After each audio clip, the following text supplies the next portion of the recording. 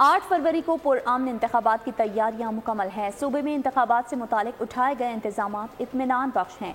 निगरान वज़ीर आला बलूचिस्तान अली मर्दान डोंकी की मीडिया से गुफ्तगू। कहा, सूबे में 3 उम्मीदवारों पर हमले हुए, कोई जानी नुकसान नहीं हुआ। उम्मीदवारों की सिक्योरिटी को मजीद बेहतर बनाया जा रहा है। इंशाल्लाह 8 तारीख को इलेक्शन होने जा रहे हैं। मैं पुरुम्मीद हूँ। मैंने तकरीबन हमारे सारे डिवीजन का दौरा हुआ है। ओवरऑल इनकी तैयारियों से मैं मुतमईन हूँ कि हमने अपनी पूरी तैयारी कर ली। इंशाल्लाह हमारा इलेक्शन साफ शफाफ और माजी में भी होते रहें और अल्हम्दुलिल्लाह वो तीनों कैंडिडेट हमारे ठीक ठाक हैं और महफूज रहें और हमें उम्मीद है कि आइंदा ऐसे वाक़यात नहीं होंगे।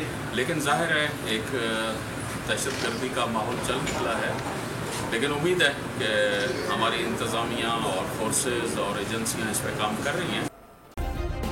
सब्सक्राइब करें और बेल दबाएं ताकि कोई खबर रह न जाए।